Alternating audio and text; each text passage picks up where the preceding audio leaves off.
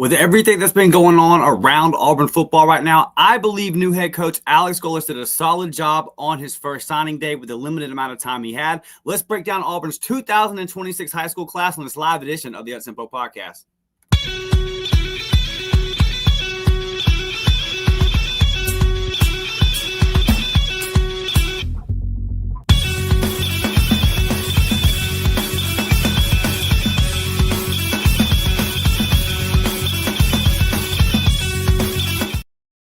Yes, indeed. What is up, everybody? Welcome to a live edition of the Up-Tempo Podcast, a Thursday morning live edition. We do not normally do these. I wanted to get this recorded last night to recap signing day and have it up for you guys earlier this morning, but I had a long day at work, had some things happen when I got home, so I said, you know what, we'll just go live in the morning and get this in, man. So you guys pile in here, smash that thumbs up button, sub to the channel if you have not done that yet. Share this out on social media. You can just find my link where I share that out. You can retweet that, like it, do whatever you got to do.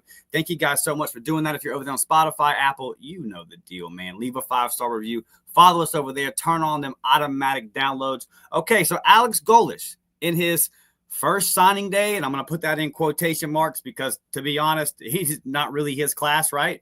But he had a couple of days here to kind of pull things together and at least have something respectable on paper for the Auburn Tigers 2026 class. Let's kind of recap how we got here before we really get into this class. We got to have a discussion about the previous regime a little bit. Look, we want to move on this show. I'm not going to rehash old eras and all that kind of stuff, but in this particular conversation, you cannot avoid talking about what was, right? Because what was is responsible for this class. They were the ones that were in charge. They were the ones that really kind of did the main portion of recruiting.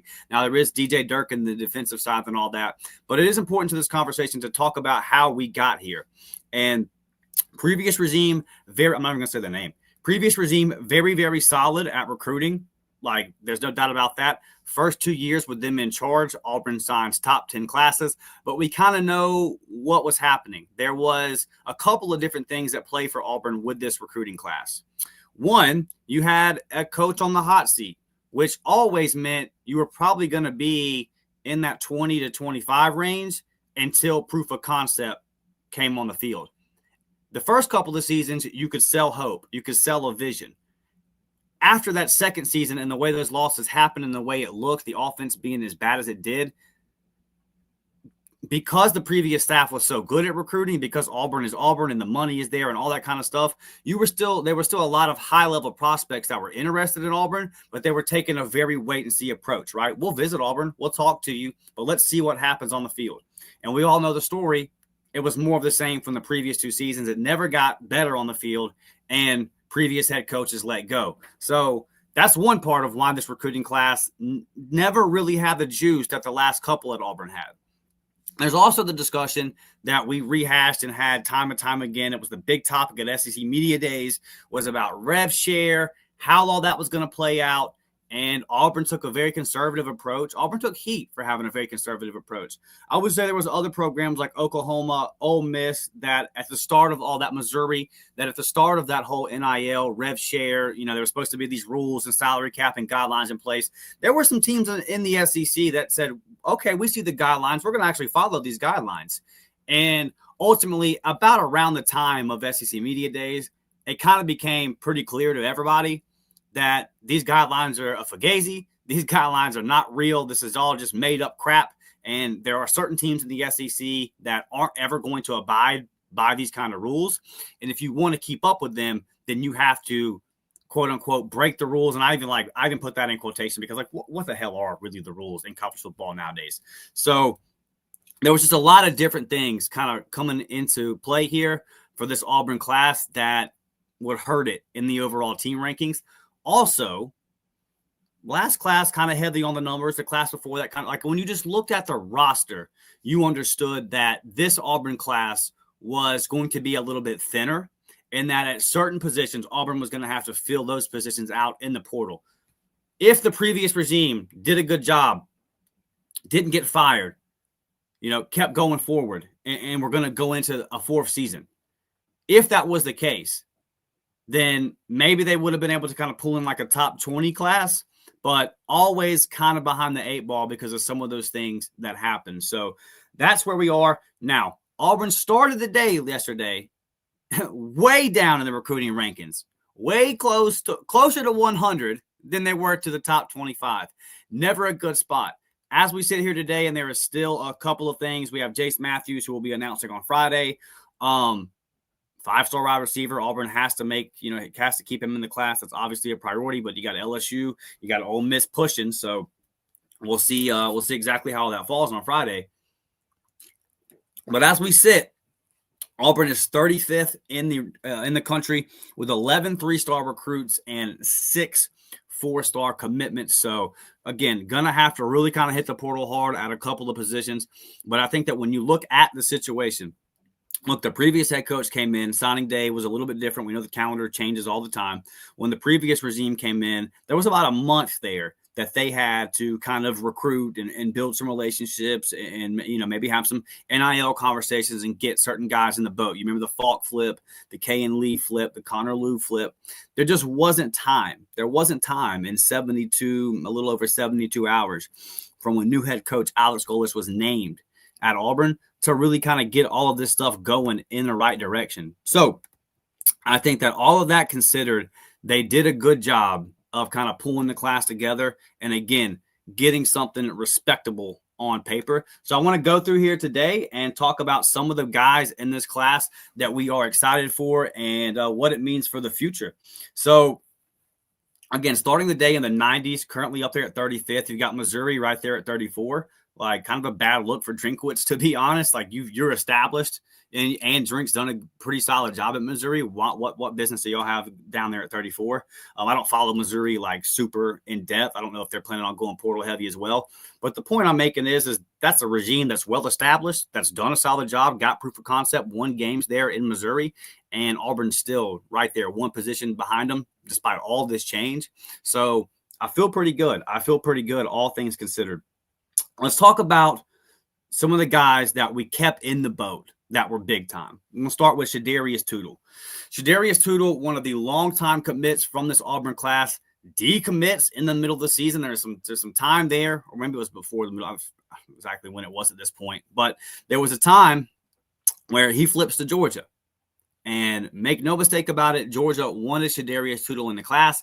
And when you look at what Georgia has done under Kirby Smart, and the proof of concept that they have at the linebacker position, you can't blame Shadarius Toodel. And Auburn's losing games, and Georgia's competing for an SEC championship this Saturday. Probably going to make the college football playoff again. Like, you see what Georgia is. You know what they've been over the last decade or so. That's tough. That's a tough battle for Auburn to stay in that, to not give up, to not back down and say, I get it. It's Georgia. We're not doing so well right now. We'll just have to kind of, eat our L here. Look, Toodle and his family love Auburn. Also bringing in his older brother from JUCO, a very talented DB in the JUCO ranks there. So you get the Toodle family on board, but Shadarius Toodle, man, out of Cottage Hill there in Mobile. Very, very impressive prospect. When you turn on his tape, when you look at Shadarius Toodle, that's what an SEC linebacker looks like. And I'm going to, again, I've said this multiple times on the show, the turnaround that DJ Durkin has done at the linebacker position for Auburn, recruiting Elijah Melendez, getting Xavier Atkins out the portal, and developing those guys in the manner that which he has, it's super impressive. Linebacker was a position that was hurting at Auburn whenever DJ Durkin took over. It had just been some years, and the recruiting at that spot had dipped. The development at that position definitely was not there. And this is a guy in Shadarius Toodle that has all the tools. And the cool thing, when you look at guys that have all the tools and you get excited about guys that have the frame and have the speed and have the ability and have the mental makeup to be SEC linebackers, it's one thing to have all that. You got to have all that, right? If you don't have it, then you can't be an SEC linebacker. But the cool part about it is, if you're an Auburn fan, you know that there's a guy coaching your defense that's going to put him in the best position and develop him and get the best out of him. So we got all the tools, and we got a carpenter that knows how to build it. He knows how to use those tools. So anytime I look at a linebacker that has the potential of Shadarius Toodle plugged into a DJ Durkin defense, I'm going to get hyped. You can sign me up. This is a very, very exciting recruitment for Auburn. I think this is an awesome family by all accounts. I remember watching Shadarius. Y'all, we know LeBaron Filan, right? Now playing basketball with the enemy. But LeBaron Filan was committed to Auburn at one time. I went to his commitment ceremony when he committed there in Mobile. He was at Baker in Mobile at the time. And that night, they played Cottage Hill, and I watched Shadarius Toodel. It was basketball, right? But I watched Shadarius Toodel, and I've seen him play football as well. But his athleticism stood out. But one thing that really stood out to me was like this family, man. This family was there. His pops was down there, super involved in the game, leading the whole Cottage Hill crowd in chants, in cheers, and all that kind of stuff. And it was a great game, by the way, like overtime, and Filan just put Baker on his back and won. But just an awesome family, man, that I think it's going to be fun to have them as a part of Auburn. Another guy that I want to talk about, Joz Wilks. Big time commitment. Been in the boat for Auburn for a very long time. And I want to, if you think back to some of the comments that Joz made, he was asked after one of Auburn's tough one-possession losses. I believe it was at home because, he was on a visit. He was visiting. But he got asked by some beat reporters, some of the recruiting reporters after the game. Another tough loss for Auburn, man. Basically, like, is your commitment wavering? What do you think? Joz Wilks, the number 67 player in the country, according to 247, the number 6 linebacker, the number 5 player in the state of Alabama. And even in the composite rankings, he is the 97th player overall. So regardless of where you look, Joz Wilks, great senior season, top 100 player in the country, 6'4", 245 pounds. When Joz was asked after that tough loss about, just like, man, this keeps happening. Does this make you feel differently about Auburn? He had a very interesting comment that kind of gave me a peek into his mindset and what he's looking for, because all of these kids have something that is their top priority. They all want to win, right? But there's a lot of different factors that go in here. Some people, it's, NIL, and I'm not knocking that. What's my market value? Let's go make the most money. That's America. Other kids, where can I compete for a championship? Other kids, I want to stay close to home. I can't speak for Joz personally. He's actually, from all accounts, like a pretty quiet guy, like about his business. But the comment that he made was defense played great. And my position in particular played great. And I want to come play in that defense because I know that defense and that defensive staff can get the best out of me, and that I can go to the NFL if I come to Auburn and play my position in that defense. Okay, that's the proof of concept. The proof of concept that has been missing on the offensive side of the ball, that got recruits wavering there, it is there. It is there on the defensive side of the ball. It is there with DJ Durkin. I don't know what happens. Again, it's been a pretty quiet recruitment. And to be honest with you guys, once it became abundantly clear that the previous head coach was not going to be the head coach next year at Auburn, I kind of quit like digging for recruiting intel because I knew there was going to be a new coach and this whole turnover. It just kind of felt like it would have been a futile exercise for me to do. Right. So I don't have as much detail and intel on recruits as I would in previous years because, again, it just was kind of all up in the air, and I didn't see the point in doing too much like deep digging and content and that kind of stuff on something that was going to get flipped around. So I don't have like intimate knowledge of anything going on there with Joz Wilks. But what I can say, it appears like it's been a pretty quiet recruitment. He committed on July 21st, 2025. There wasn't a whole lot of noise any other way. He just seems like somebody who really, really loves Auburn, loves DJ Durkin. Now, what would have happened if DJ Durkin didn't return to Auburn? I think this recruitment may have got interesting. He could have still ended up at Auburn. I don't know. But once it gets to the point where once it got to the point to where, all right, DJ Durkin is returning, you had Miami, you had Florida kind of coming in there late, trying to change things around. Look, Joz, he really wants to be an Auburn Tiger, and he is a top 100 player, a special talent. I'm very, very fired up to see him in this defense. So when we start looking at guys here like Shadarius Toodel, Joz Wilks, on this defensive side of the ball, still a heavy, heavy talent pool for the Auburn Tigers. Going to get to some of you guys' comments, and then we'll get to, we'll keep talking about some of these guys and some trends that I think that we can maybe look for in the future. I want to talk about the Mobile area because I think that what Coach Alex Golesh said in his opening press conference about recruiting the 250-mile radius from Auburn University. I think that, hey, early returns are he gets it, right? He gets it. So we're definitely going to get into that. But I do want to get to some of you guys' comments, man. Tap in. Let us know where you're watching from this morning. Smash that like button. My guy Samuel has been a member for 16 months. Samuel the Sniper, what is up? War Sam Eagle, I like to say.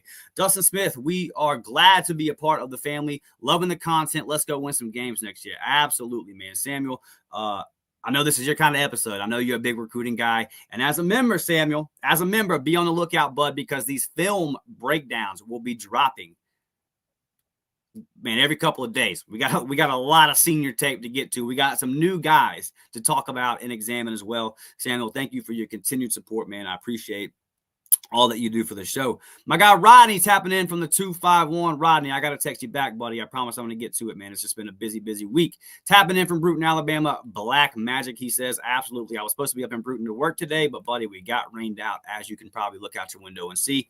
War Damn Eagle, says my guy CLC Mac 558 in here all the time supporting the show. What is up, man? Appreciate you. Hope you're having a good day. Susan, what's up? War Damn Eagle. Susan, longtime supporter of the show. Got a Roll Tide in here. Roll Tide K4U. Hey, man, what's up, buddy? Good morning to you. How you feeling about that SEC championship game? You got to be feeling good. You got to be feeling good. Regardless of head coach, it seems like Kirby Smart just can't get over that Alabama hump. Can Alabama beat this Georgia team 2 times in a row? Can they continue their dominance over Kirby Smart, or will Georgia strike back in the SEC championship? If Georgia beats Alabama, what happens with Bama in the playoffs? I doubt they'll keep them out, but hey, man, never know. Never know. Interesting times for sure. Roll Tide says, please hit that like button and subscribe if you haven't already. Thank you, brother. Appreciate you, buddy, for doing that, supporting the show. Rodney says only 59 watching, only 16 on that like button. Yes, sir. Get on that like button now. Come on, let's smash the thumbs up. I know that we don't go live normally on Thursday mornings, but I got rained out of work, and here we are. I feel like talking to you guys. PJ Prime 75 says, yo, did I just find my new favorite channel? War Eagle, go Bucks, go Lightning. War Eagle from Tampa, Evans back at practice. Listen, I think you did, bud. I think you did. You see it. Everything you said here, I vibe with it. I wake up every morning, I eat my breakfast. I say, War Eagle, go Bucks, go Bolts. And yes, Mike returning, Jalen McMillan returning. It finally feels like our Buccaneers are getting healthy, buddy. Let's see if we can go on and make this push and win the NFC South again. This is a show for you, my guy, for sure. Don't talk a whole lot about those teams, obviously. It is an Auburn channel, but yeah, man, definitely. I promise you, got nothing but love. The Bolts got the Penguins tonight. Got to bounce back and get a dub after a tough loss the other night in New York. I'm your show, my guy, for sure. All right. Let's get to the second half of this here show. I want to talk about Corey Wells. Big Corey Wells. What a day for Coach Williams down there on the D-line. This is 2 cycles in a row. 2 cycles in a row where I can confidently say that Vontrell Keens-Williams has absolutely come in here and put in work, man. That D-line class that he signed last year, phenomenal. And look, in the SEC, we know it's big boy football. We know it's a grown man business, right? So a lot of those guys that got recruited last year, like Jordan Crawford, a guy you didn't see a whole lot from this year, just wait. They're going to be red shirt freshmen next year. I say this all the time on this show. We are trained in this new era that if they don't show us something as true freshmen, man, they're not it. What happened? He's a bust. There's a lot of young cats that Coach Williams recruited last year on that D-line who are going to be stars and are going to produce on that Auburn defensive line. And I think that he did another fantastic job yesterday, getting a couple of flips, getting Branch, a very, very talented D lineman that was committed to Penn State. And I mean, my goodness, what a day there in Happy Valley. Like, you fired James Franklin without a plan. Look, y'all want to know, there's always criticism, and sometimes rightfully so, for Auburn's administration, Auburn's athletic director, whoever it may be at the time, all that kind of stuff. Look no further than Penn State if you want to see what a mess really looks like. But Auburn taking advantage of that, getting in, a talented defensive lineman commit from Penn State, and then getting Corey Wells, one of the top interior defensive linemen in the entire class. Big time, absolutely big time. In this league, you got to stop the run. And a guy like Corey Wells, the 190th player in the country, the number 26 defensive lineman, the number 7 player in the state of Mississippi, according to 247 Sports, his composite ranking is 280th. So regardless of where you look, this guy's a top 300 player. Again, a true nose tackle, right? He is the definition of a real nose tackle. And coming in at 6'5", 330 pounds, that's the frame, right? That's the frame. And that's what it looks like. So give him a little bit of time to kind of get that weight, I guess, shifted around, right? Like get your body SEC ready, get in that SEC weightlifting program for a year or two. And I definitely think that Corey Wells is going to be a guy that you could see in the future in the middle of that defensive front for this Auburn defense, really causing problems, locking down that run game, and allowing those edge rushers to kind of come in and wreak havoc. And flipping them from Texas. That's a big time thing there, man. Texas definitely has the NIL money. Texas definitely has the funding to push for players that they want to push for. I don't think Texas wanted to lose one of the top interior defensive linemen in the class. So that's a very, very nice win. And when you retain DJ Durkin, when you retain Coach Williams, you can expect some things like this. Those are the guys that have these relationships built up. We've heard about the Wells brother. His brother Cody coming as well, was formerly committed to South Alabama. He's going to be an edge rusher. I like his tape. I think there's a lot of potential there. Corey Wells, obviously the higher ranked prospect in that whole deal. But if that's what it takes to get both of them, you do. And that's not a knock at Cody Wells. I think he could be a solid player. But if that's what it takes to get Corey, one of the best defensive linemen in the class, especially there in the middle, you got to go after it and you got to do it. But I like everything that I see on tape from Corey Wells, and the frame speed. I mean, like, what is it like to be 17 years old and be 6'5", 330 pounds, bro? Just an absolute beast. So really look forward to his development. And that's the thing that I love, and we'll have to see, right, is TBD on the offensive side. But a lot of these guys on the defensive side of the ball, you can look at it and you can say, I trust the development here. I trust the plan to develop these guys. I trust the scheme. I trust the fact that they're going to be put in the proper position to succeed and get the most out of their talent and reach their full potential. So on a day for Auburn where this could have went, Auburn could have struck out. Auburn could have struck out. Georgia could have came in and flipped Toodle. Somebody could have came in or somebody else. Like a lot of people wanted Shadarius Toodle. Somebody else could have come in and made a big push for Jaquez and all that. To keep all of that, and then on top of that, you go out and get another top 200 player in Corey Wells at a crucial position. There's only so many true nose guards that can play at an SEC level. And when you go out and get one of those, it's a massive win. So not only keeping these guys that were already committed, that were your top guys, but going out and flipping one from Texas, who is obviously, as a program, last year in the playoffs and this year, were they 9-3? They're in a much better position as a program than Auburn has been over recent years. To still go out and flip a guy like that, I think that is definitely worthy of praise. My guy, The Weakest Link, says they called Deuce a bust after one series against Ball State with the 2s and 3s. Our fans can be ridiculous sometimes. There can be ridiculous Auburn fans for sure, Weakest Link. In terms of, I definitely want to argue that. in terms of expectations for true freshmen, this is a college football wide thing. No matter what fan base. And part of it's probably the money, because you're like, well, I just gave this freshman all this NIL money. He better show me something. But I think that pre-NIL, pre-portal, people had a more across the board, Florida fans, just college football fans in general. I think everybody had a more realistic view of how long it could take somebody to develop and become successful in the SEC. It feels like with the portal, with NIL, expectations of that have been sped up.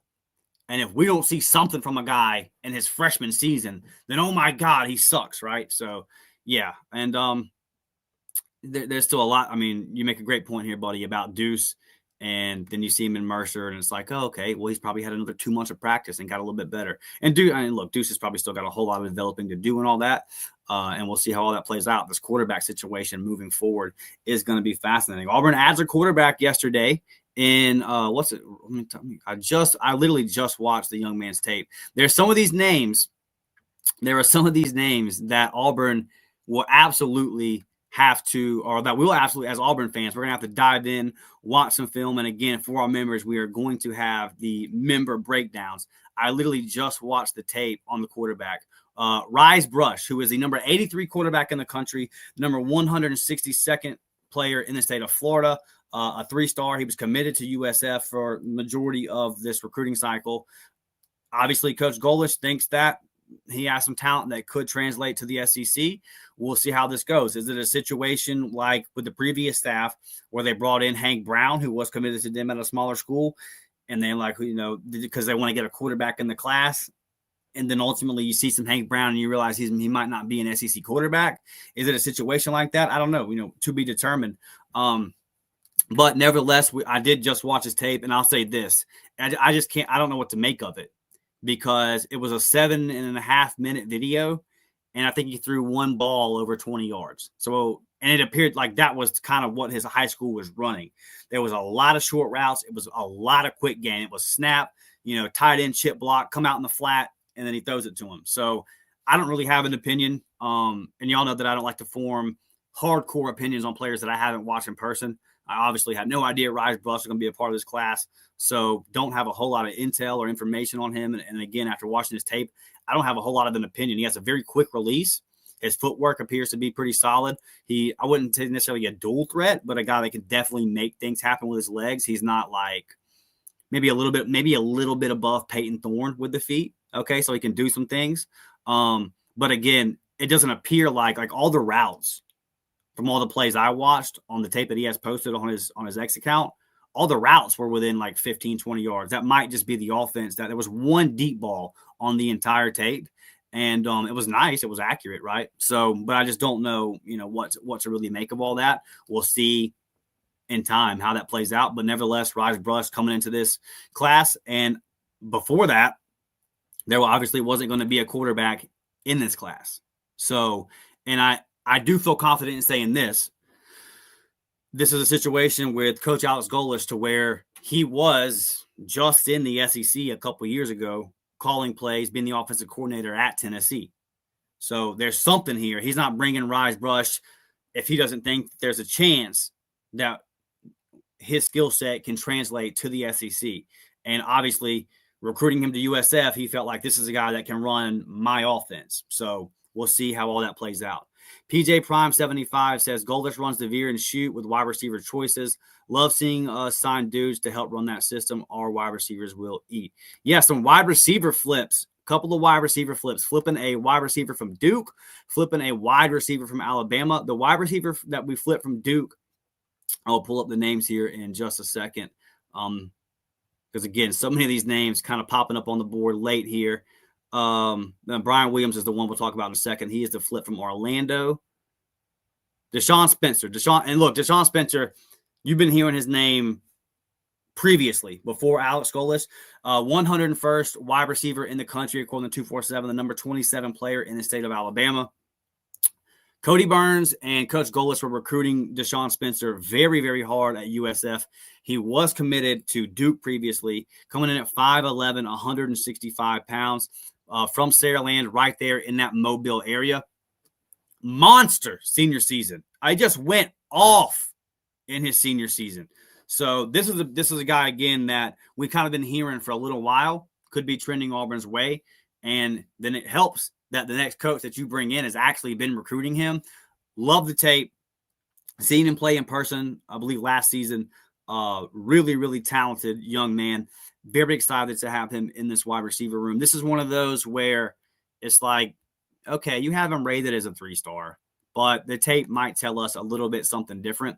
So very, very fired up for him. And getting these kids, man, like, again, Alex Golesh said, we are going to recruit the Mobile area. We said we're going to recruit from the 250-mile radius, outside of Auburn. And he's made it a very abundantly clear in his first 3 to 4 days as Auburn's head coach that he's going to attack the 251, man. He's going to attack Mobile. And for some of y'all that don't have social media, I got to post this, man. I've got to put this up because I think this is some of the coolest stuff I've ever seen. Auburn's new tight – I did it the wrong way. Hold on. Let me pop down here a little bit. All right. Auburn's new tight end commit, DeMarcus Broughton Jr. He posted a picture on his X account. Look at this. If you're listening on audio, you got to come over to YouTube and check this out. And if you do have an X account, go to this young man's X account and retweet this because this is awesome, man.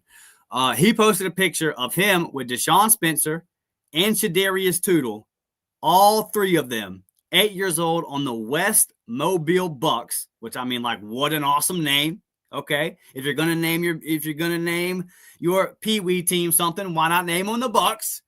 The West Mobile Bucks, and now they are Auburn Tigers. This is awesome, man. How cool is this right here to have three guys that played football together at 8 years old to now be Auburn Tigers together? It's a really, really cool story, and this is what it's all about. And you talk about in a day and age where you've got kids coming to teams from all different parts of the country, and the regional aspect of college football has never been more irrelevant. Remember when DJ Durkin talked about before the Iron Bowl, they had to show some tape. They had to show some documentaries, right? They had to do a little history lesson, teaching all the new players what the Iron Bowl rivalry meant. These are three young men you're not going to have to explain it to. They get it. They grew up together in it. And I think that this is just cool, man. This is awesome. This is what it's all about. I don't think them or their parents obviously had any idea at this moment in time at 8 years old that would be part of the same class, all going to play football for an in-state power like Auburn. Man, just about as cool as it comes. And honestly, it's a big – to me, it tells me something about new head coach Alex Golesh. It tells me he gets it. He understands what areas of America are important for Auburn to get to and recruit, and that Mobile area is an area that Alabama has had their fingerprints on for a long time. It's been hard for Auburn to go in there and get kids out of that area. That's kind of switched in recent years, and again, in just a short amount of time to go in there and to wrap it up with Shadarius Toodel and then get those two young men to flip. That's big time. And it makes me very, very optimistic about Coach Golesh's relationships in that Mobile area moving forward. This is not a guy that's unfamiliar with the state of Alabama. He was recruiting Alabama at Tennessee. He was recruiting Alabama down at South Florida. You even see some of these relationships he had paying off with Deshaun Spencer, right? So what is it going to be like when he has a full cycle? I'm optimistic. I think you can really start to get some of those bigger names out of Mobile, those bigger names out of Birmingham and Montgomery in those areas, because it's very clear to me that Coach Golesh understands the talent in the state, has the relationships, and can get it. And when we look at another guy that Auburn was strongly considering, John Sumrall, that was one of the big things, right? Was that Sumrall was at Troy. He's spent a lot of time in the state of Alabama previously. He has relationships in the state. He's recruited all these guys before. Coach Golesh, he's never actually coached in the state of Alabama, as best I could tell, and maybe somewhere along his journey as an assistant. But in recent years, he hasn't. But he has been right there by it in states that border it, and he's been recruiting the hell out of it. So very, very optimistic about what this next recruiting class is going to look like for Coach Alex Golesh and using his relationships that he has built up, in the state. PJ Prime says, crazy chemistry from the womb. Yeah, that's awesome, man. Like, what are the chances? And they were all standing beside each other in the picture. Like, you know what I mean? Like, it's one thing for all of them to be on the same team. That's crazy in itself. And then go to Auburn. But to be standing beside each other in the picture, is that not destiny? Like, were y'all not supposed to be Auburn Tigers? Y'all were born to be Auburn Tigers, guys. And welcome to the family. We love to have you. It's nuts. It's nuts. That's really, really cool, man. Fly Butch Fly, what's up, my guy? He literally is under every single show saying, commenting, telling everybody, hype the video, subscribe. Fly Butch Fly, I appreciate you. And I got to ask you, brother, I've never got to ask you. Is this you? In your user profile picture, is this you? Are you really tied up to some kind of apparatus flying in what looks like a lawn chair or something there? As somebody who's terrified of heights, my guy. And your name is Fly Butch Fly. So I'm assuming that's you. Let me know, buddy. That's crazy. That's crazy. I don't even get on roller coasters, dude. I don't even get on roller coasters. I'm no fun at the fair. Don't take me to an amusement park. I'm eating funnel cakes and I'm walking around and I'm looking at everybody. Hey, y'all having a good day. Y'all do your thing up there. Brett says, war damn fam. Brett, we working today, baby? Are you off? You off, buddy? Let me know. Let me know. Hope you're off, man. Hope you're getting some relax after some of the long shifts you've been putting in. Roddy Roddy keeping everybody on tap, man. 120, only 58 on that like button. Let's go. Butch Fly. Oh, my goodness, brother. Well, hey, love you, buddy. Appreciate you. More power to you. Good deal, Brett. Glad to hear it. All right. You know who I want to talk about, guys? I want to talk about the young man they call Goon, because every single class, there are a couple of players that really stand out to me. We watch the tape and we get excited. Last year was Ty Buster, Brody Scholl, but Brody Scholl was a big-time recruit, right? He was like 5-star in some places, high 4-star in the rest. And Elijah Melendez. I think you guys remember when I had Kyle Rush, Charlie 5 on the show, and I said, hey, bud, how was this kid ranked a 3-star? And we both could not wrap our heads around Elijah Melendez being a 3-star on some of these sites. I kind of feel that way about Adam Goon Ali, and I'm going to tell you right now, because they call him Goon, that's what I'm going to use. I'm not going to try to pronounce that whole name, and maybe I'll get it down eventually. But listen, this is a guy that DJ Durkin is very, very high on, and when you turn on the tape, there's a reason for it. It is hard. It is very hard to get a linebacker that has elite coverage skills. Because one, tight ends are so freakish and so athletic. We can kind of look at that at Auburn's new tight end commitment, that it's just hard to guard those guys 15, 20, 25 yards down the field. 6'3", 220 pounds. They're super athletic. You got to worry about them blocking it, initially off the line of scrimmage a lot of times. There's a lot that goes into it, and linebackers got a lot to worry about. There's a lot of mental on top of the physical toll of having to guard these athletic freaks.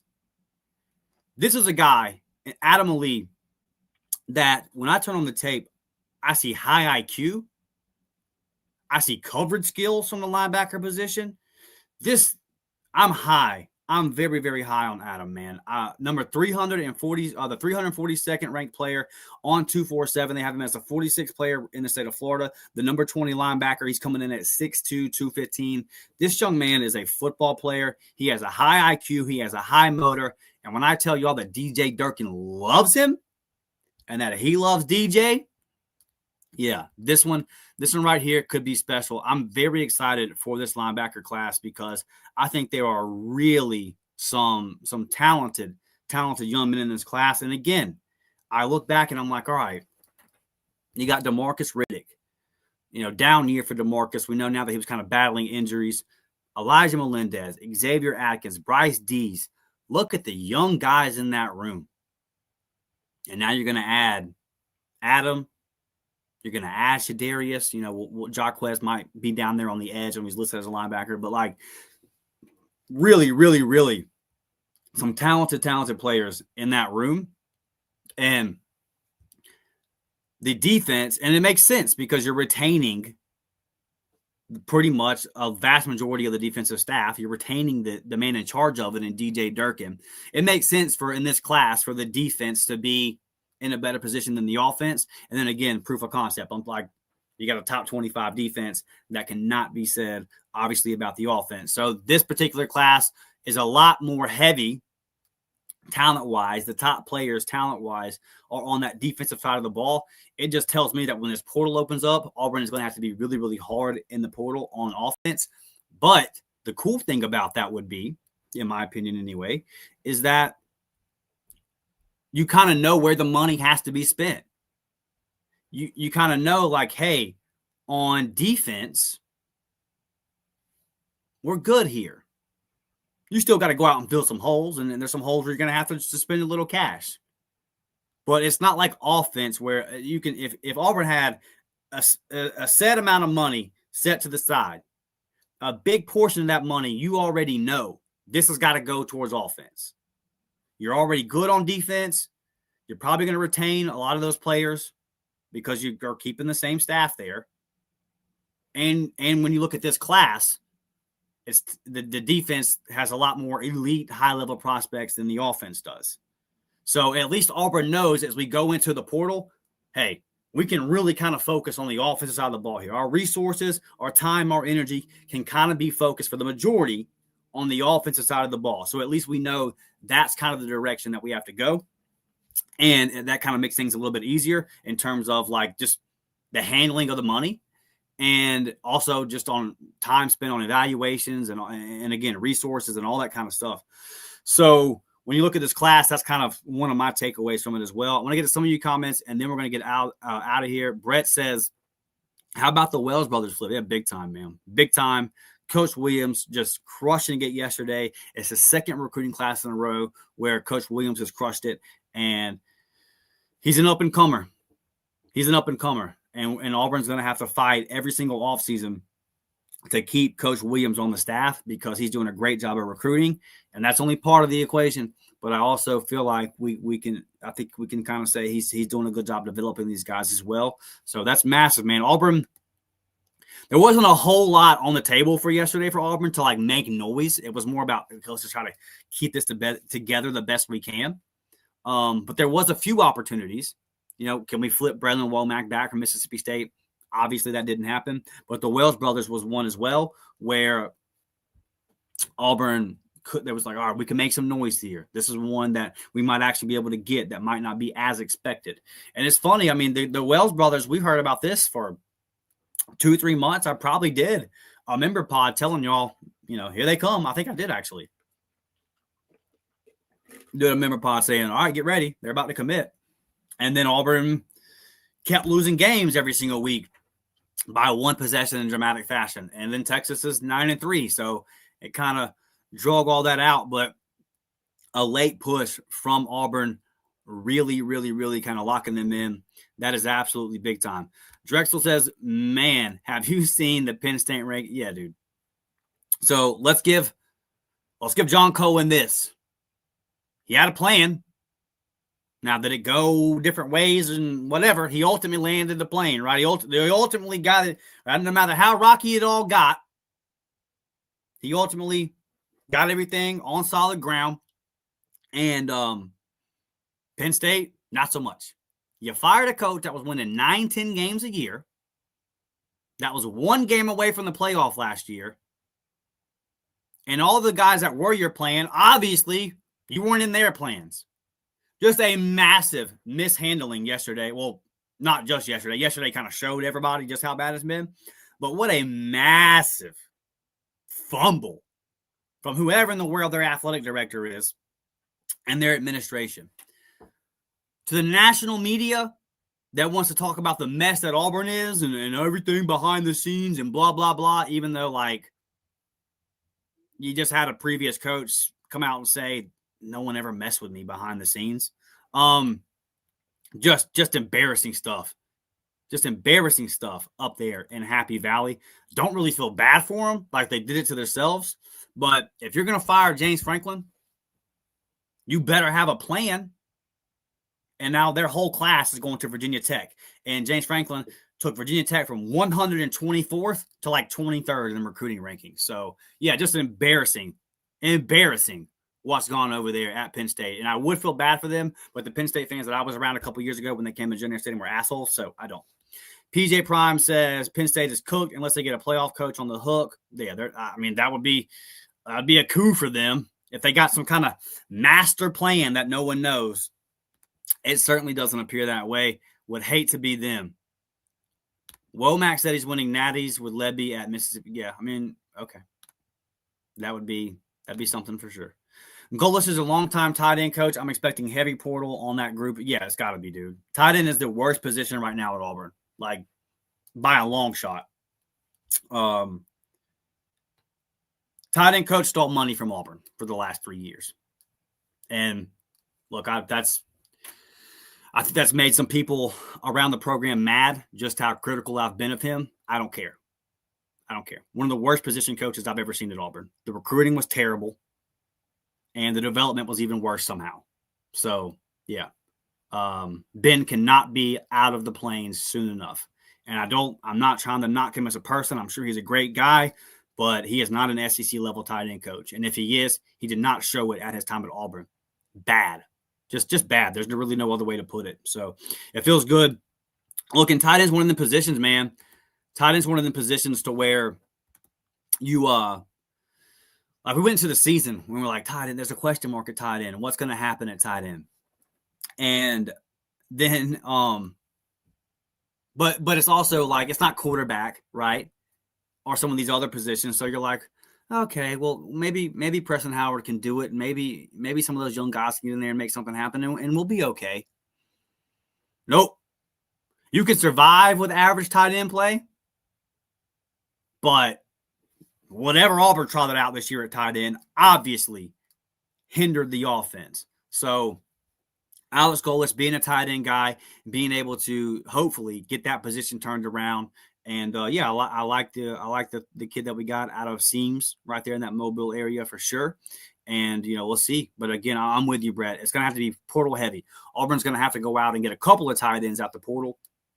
And one of them's like, you're going to have to spend some money on a good one. You got to go get a guy that can come in and play solid tight end for you. It can't be any guesses. It can't be any flyers, like a Rico Walker or something. No, you got to go get a guy that that has already been productive at that tight end position out of the portal. So we'll see.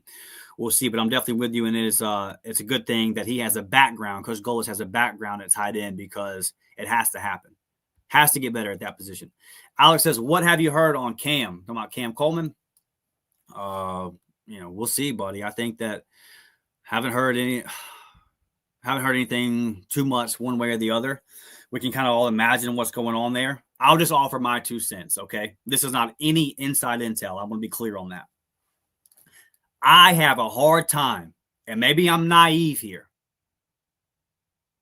but I have a hard time believing that a high-caliber athlete that holds himself to the standard that Cam Coleman holds himself to, that's from Phoenix City, Alabama, right down the road from Auburn, that understands the importance of the Iron Bowl. I have a hard time believing that his last play as an Auburn Tiger is going to be a fumble that helped lose the Iron Bowl.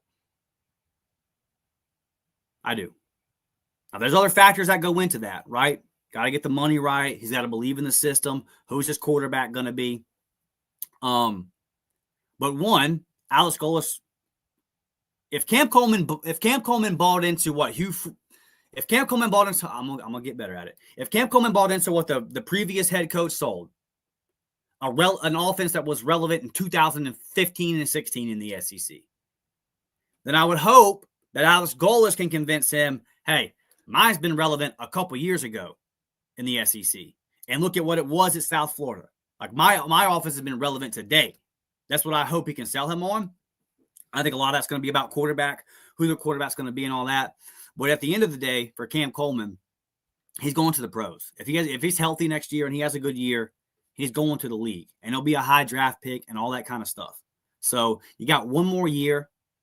I don't know. I just if I had to guess, Alex, and again, this is pure speculation, just pure guess, I think he comes back. Now, a lot could change, okay? Because a week ago, I thought we would be talking about John Sumrall as Auburn's new head coach, right?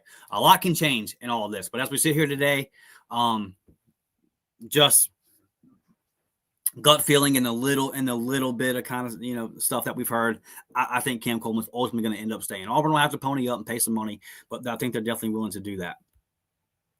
But we'll see.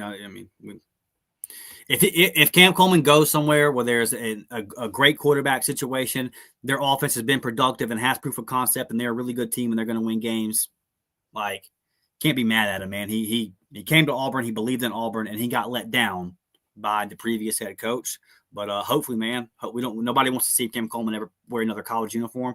Hopefully we get that across the finish line. Devin says, I love that they try to steal BYU's coach. No freaking way. BYU fans are sending crumble cookies to Penn State. Crumble cookies because they're crumbling. That's good stuff right there. I love that. Yeah, just a lot of swings and misses over there. And look, I'm going to give John Cohen some credit, and we'll see how it lands. If Alex Golesh is not the right guy for Auburn and it fails, and then John Cohen won't get a third opportunity to hire a head coach. I think we can all say that. And what really happened with DJ and all, like, there's some questions about how this was handled. But I will say this. For John Cohen. At least he had some backup plans. At least there were some backup plans. At least there were some contingency plans. I'm looking at an athletic director at Penn State, not Temple, not San Jose State, at Penn State. He don't have a backup plan for the coaching search. You fired James Franklin without a backup plan. It's such a shit show in Happy Valley. Y'all got me on here yelling about it. That's how bad I don't care about Penn State.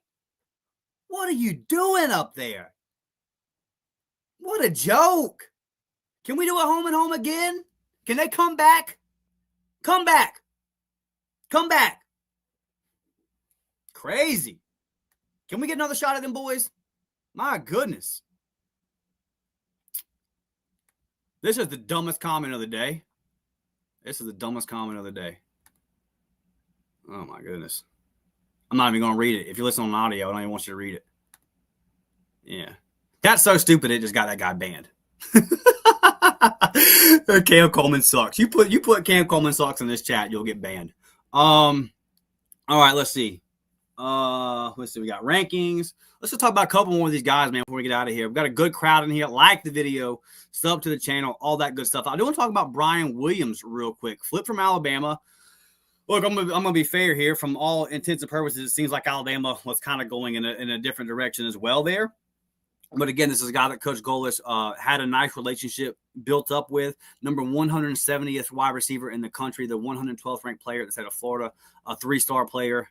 Composite ranking has him as a 149th wide receiver in the country and the number 113th player in the state of Florida. Coming in at 6'4", 190 pounds. So, you kind of see that 6'4", 190-pound frame. You kind of know what they're looking at there. And I think this is a guy that will fit in Alex Golesh's system well. And we're going to have a film breakdown on him. So there was, again, you only had so many options if you're Alex Golesh. It wasn't like he was going to come in and flip a whole bunch of 4 and 5 stars when he'd only been on the job for a couple of days. But I think he got some wins where he could get them. And this is one right here in Brian Williams where, all right, man, like, good player, solid player. Is he a top talent? Is he a high-ranked guy? No. But Alex Golesh believes in him. And this is the thing, too. It's not like Alex Golesh it's not like he brought his whole USF class, right? You had an offensive lineman commitment. You had the quarterback commitment. You had a couple of wide receivers that, like, they weren't even committed to USF, but he was recruiting them hard, trying to get them into that class.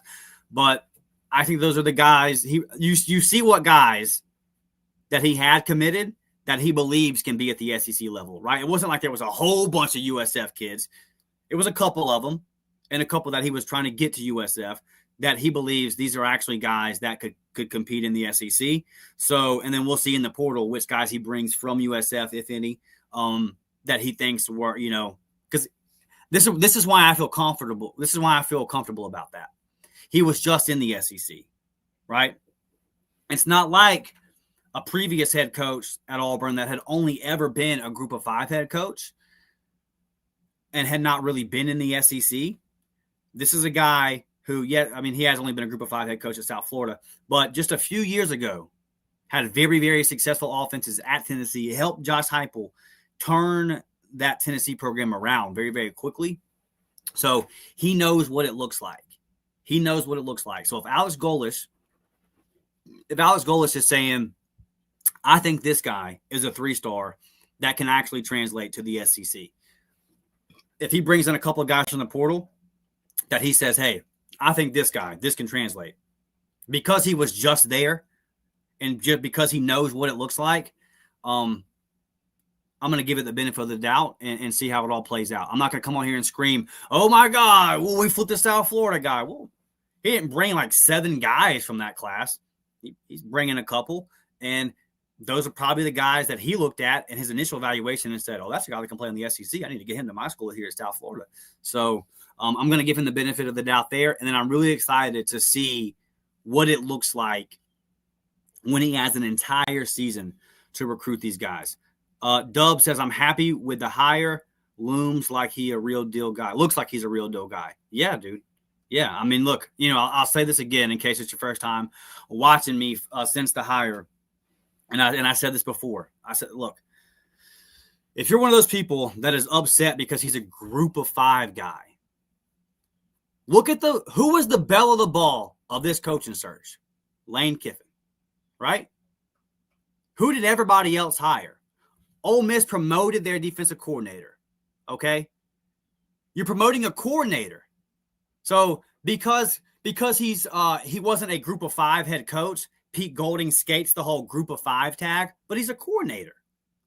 He's not some proven G5 power 4 head coach. They're promoting a coordinator. It's a gamble, man. Maybe it works. Maybe it doesn't. And they didn't have a whole lot of options there at Ole Miss, but I think they made the right one because I think they won in Golesh. Okay. And I think Auburn won that one. But that was their play there. That was their move. So I'm not knocking them for that. But what I'm saying is okay, that's a gamble. Look at Arkansas. Ryan Silverfield, I think his first name is Ryan, from Memphis. Okay, did a solid job at Memphis. Will it translate? We'll see. Florida, Sumrall, Auburn, Golesh. Like everybody outside of LSU in the SEC hired a group of 5 head coach. That's kind of the way that works, man. That's kind of the way it works. And the guy that was the belle of the ball, Lane Kiffin, let me ask you a question. And I think he's a good coach. I think he's one of the best offensive minds in the game. But everyone's treating Lane Kiffin like he's got natties in his resume, like he's got conference titles in his resume. He doesn't. He's got 0 playoff wins. So I see Penn State fire a guy and say, well, he can't get us to the big game. He can't win the whole thing. And then I see the same people that were saying that kind of thing about James Franklin. Auburn can't hire James Franklin because he can't win the big game. We need to go hire Lane Kiffin. When has Lane Kiffin won it all? That whole logic is shot out. So this whole, well, we hired a group of 5 guy, I can't get behind. Everybody did. And that's the way it usually goes. And the main guy, the biggest guy that caused all the noise this coaching cycle, he's got 0 playoff wins himself. Quit trying to sell me like Lane Kiffin's just some automatic, yep, he's going to win it now at LSU. Lane Kiffin's been had big jobs. He was at USC, didn't win nothing. He was at Tennessee, didn't win nothing. Come on now. He's already had this kind of job before.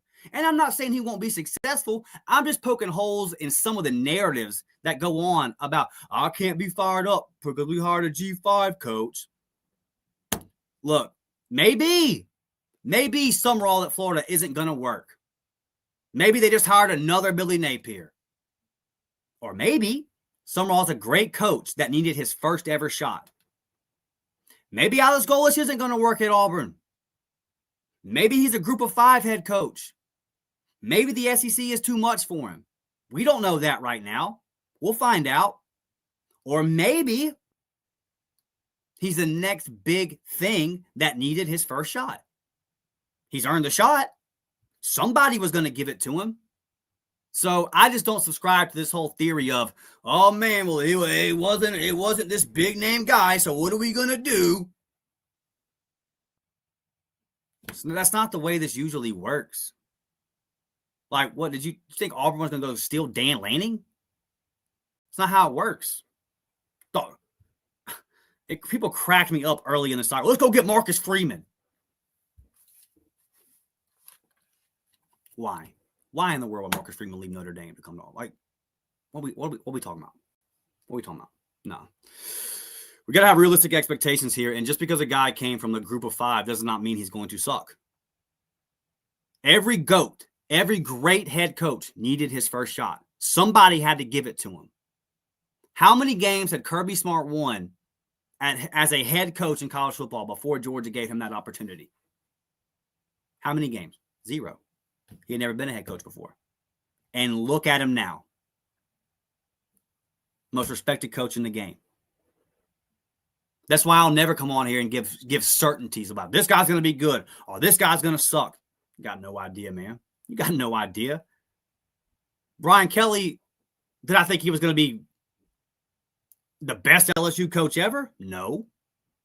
But his resume led me to believe he'd be better than what it ended up being. I didn't think it was going to fall apart like that, and there was nothing in his resume to suggest that it would have.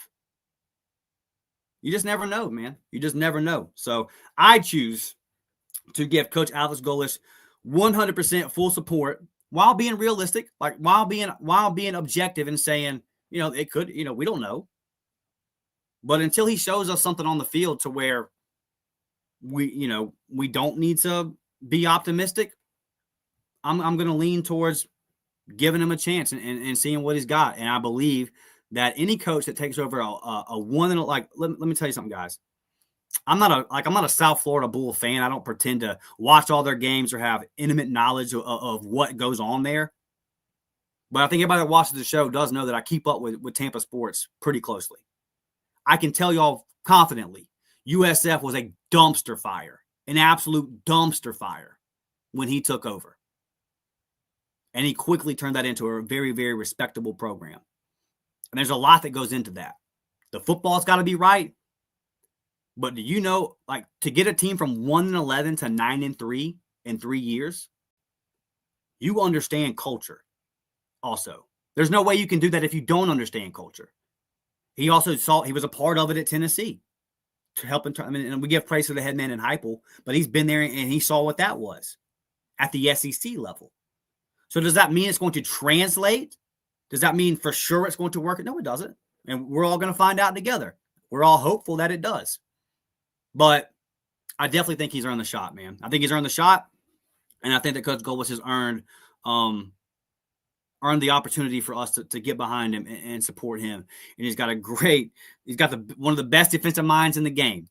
And this is the beautiful thing about this. I said this on a couple of shows now, and I'll say it again this morning. There was a lot of different camps that started to form after the last head coach was fired.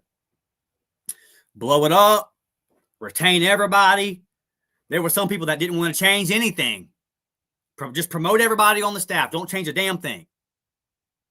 There were some people that wanted to blow it up and start anew. I think you got a nice middle ground here. The defense wasn't broke.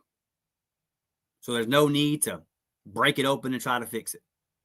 But the culture was broke and the offense was broke. Let's see if Alex Golesh is the guy to turn those things around, man.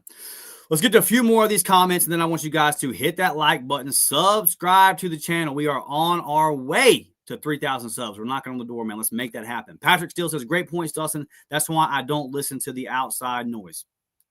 Look, when new data becomes available, then you can, use that data and reevaluate and reexamine your opinion.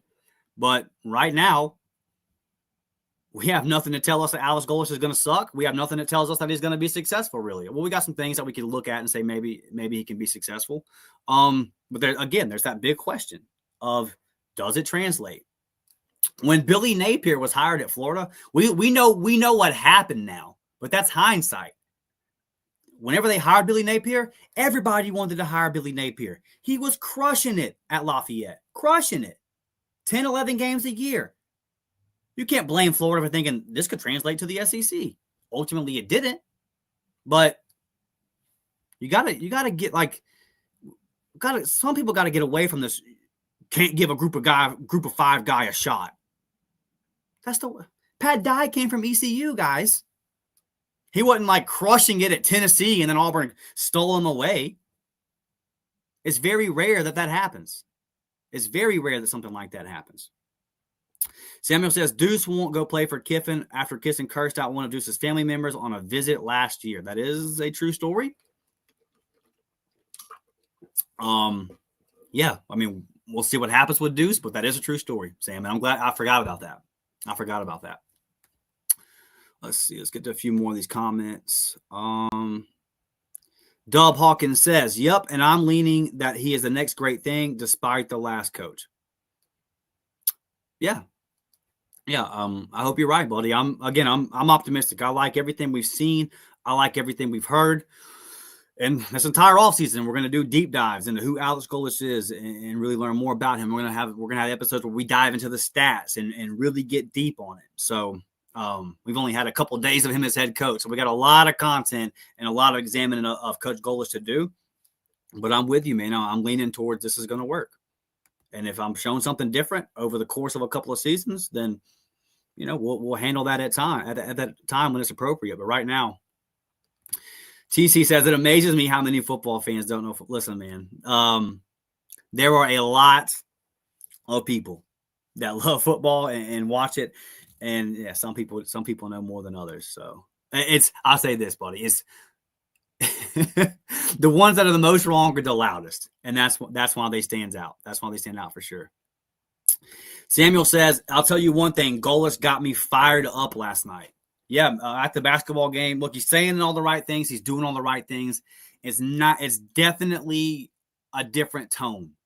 You're not hearing the words patience and close and all this kind of stuff. The tone, it strikes you as a guy that's a dog and that is ready to get after it. So there's a couple of things about Coach. Can I tell you what's fired me up? It ain't got nothing to do with the press conference. It ain't got nothing to do with him speaking at the basketball event.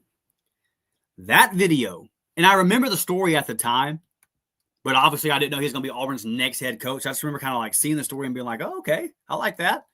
If you're unfamiliar with it, go back and watch the clip. Tom Herman was the coach at Florida Atlantic. Runs the score up on South Florida to the point to where up by like 30 plus in the fourth quarter. Tom Herman's at FAU. Coach Golesh is at South Florida at the time. Tom Herman is running the score up and then kicks an onside kick up like 30, and they get it. Coach Golesh doesn't say nothing. After the game and the postgame, he says, I'll remember that. The next year, South Florida blows the doors off of FAU. Up by like 35 late in the fourth. They go for two, just really trying to rub it in on Florida Atlantic. Like clearly letting you know, I remember, I'm pissed. And then in the post-game handshake, just stone cold, gave him a little blow-by handshake. Herman comes after him. Herman's wife has to come pull him away from Coach Golesh. Coach Golesh never even blinks, dude. Just rush and stare straight ahead. Nothing. Just cold eyes. Ain't got time for it, brother. You tried to embarrass my team last year, kicking onside kicks up by 30 points. I got you this year. I'm telling y'all, and those of y'all that have listened to the show for a long time, y'all know like that's a weight on my heart. That's a weight on my heart right there. That kind of mentality, I will fall in love with you quickly. Because I just love that. That's who I am. But Auburn needs that.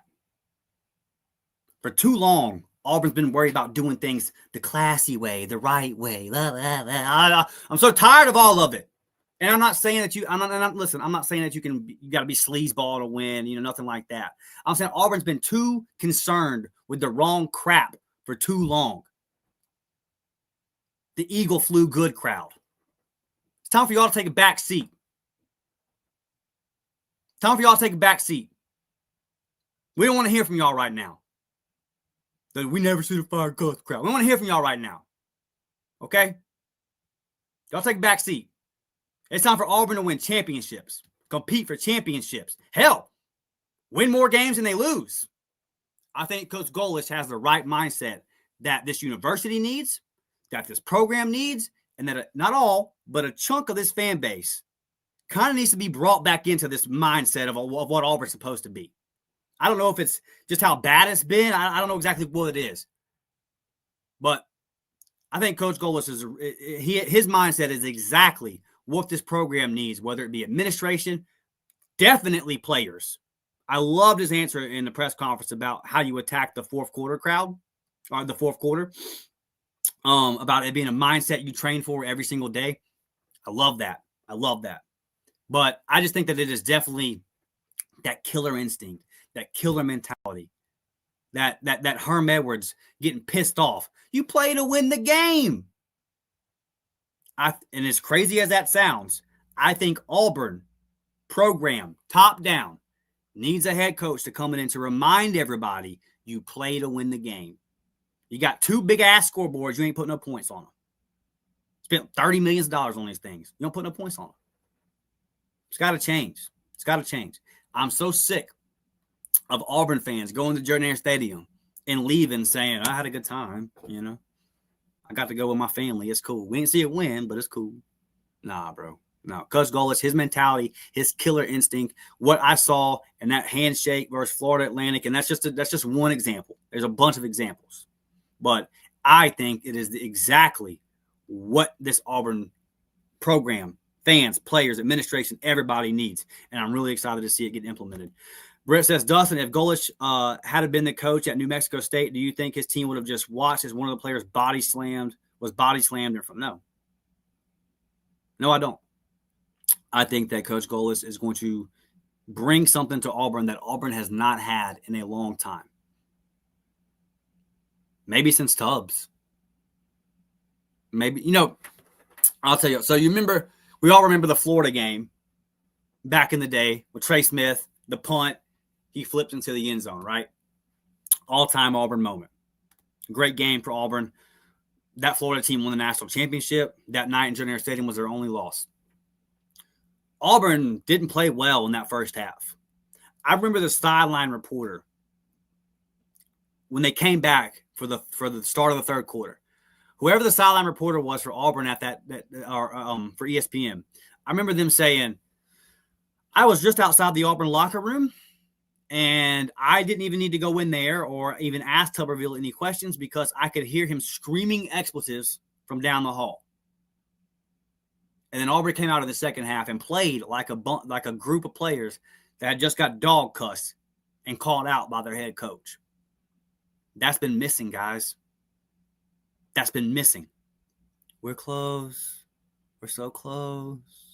Oh, man, see how close we were? Oh, the refs. Oh, no, the refs made a bad call. Oh, no, the refs. Gosh, I just can't figure it out. I don't know. I don't know what we're going to do. I don't know. Done. It's done. That ain't going to work at Auburn. It ain't going to work in the SEC.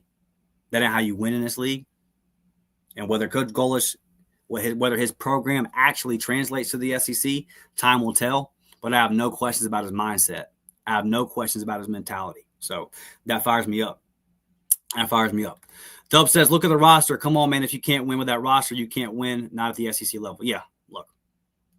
If you can't win with these players, then it speaks for itself. The weakest link says Auburn has always been a blue-collar, hard-nosed type of program. It's time to get back to that. Listen, you have to play to your identity, okay? And let's look at the dichotomy. Let's look at the dichotomy of a head coach that did not want to run the football versus a guy that just said, we are going to run the freaking football. You can't win at Auburn. I'll stand on this.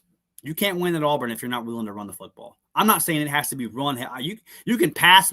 It could be 55-45 pass to run ratio with the 55 being pass. There's a lot of routes to win, okay? I'm not saying you got to be run heavy to win at Auburn. What I am saying is the DNA of this program is built on running the football. And if you want to shy away from it in 3rd and 2, you're not going to be successful long term. You're right, Winkest Link. The mentality of Auburn is blue collar. 3rd and 2, let me line up and punch you in the mouth real quick and get it in the end zone. Not throw it 35 yards downfield on 3rd and 2 for an incompletion because the box was stacked. Who cares? Ronnie Brown and Cadillac ran right into stacked boxes. Didn't make a damn, did it?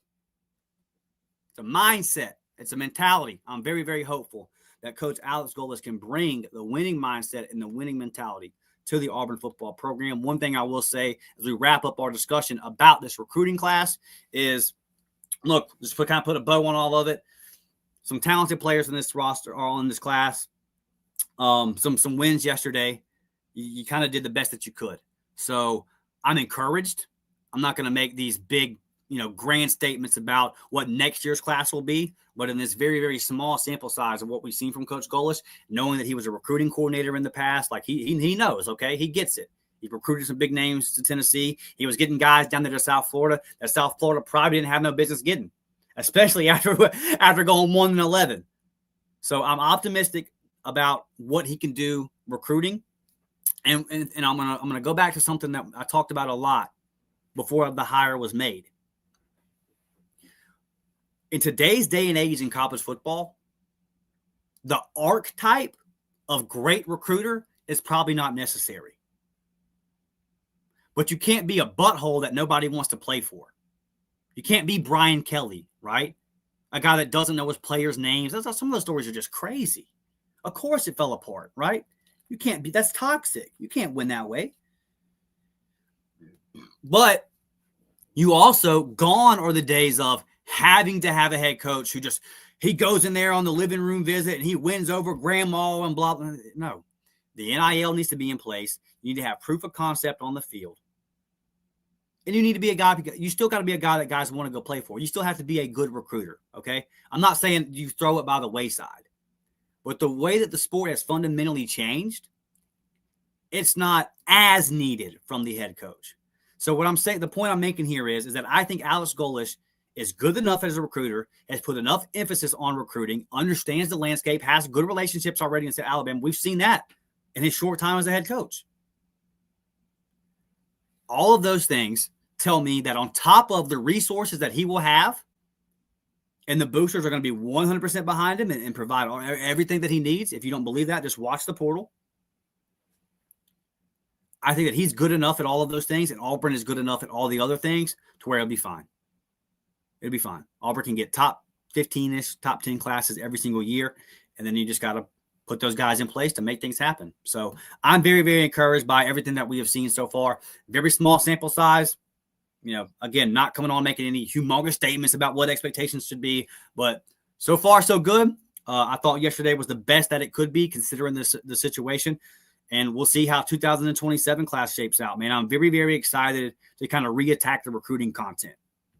If you're just now joining us, look, I've got some DMs about where the recruiting content been this year. Why haven't you gone to high school games? I hate it. I hate where recruiting was this season. I hate it. But the reason why we were kind of pulled back and unplugged a little bit from recruiting this year was because it became abundantly clear to me about 5 or 6 games in, there was going to be a coaching change. And that the whole class was going to kind of be up in the air anyway. So I'm very, very excited to tap back in with a new staff that's going to hit the ground running and recruit this area in particular. Like 3 kids from the 251 alone, right? And one of them was already committed, but still keeping Toodle in the boat was big, and you went and got 2 more. So we can kind of, if he's going to recruit the 250-mile radius like he talked about, there's a lot of guys that we're going to be able to go get our eyes on and watch them play firsthand. So now's the time, man. This is the time. Sign up for these memberships. Let's go ahead and give some of these as we get out of here today. $3.99 a month to get you that JV squad. $5.99 a month to get you the varsity squad. If you are a recruiting nerd, like I'm sure a lot of you guys are, we have 150 people in a show about a high school recruiting class, okay? So you guys are tapped in. You guys are football nerds. You guys are Auburn nerds. Sign up today, man. Level up. $3.99 a month to get you that JV squad. $5.99 a month to get you that varsity squad. And not only is it recruiting stuff, but we got content across the board. If there's just a topic I want to go in here and talk about, I do it. So this right here is a great way to support the show. We don't have the big sponsors. We're not, we don't have the big backing and all that kind of stuff. Pretty much a one-man band here. So this is a great way to support the show financially. Keep your lights on. This stuff is not free. You don't just turn on a computer and do it. There's streaming services. There's all kind of stuff. So to continue to support the show, as we continue to bring you guys great content, and also basketball season revving up.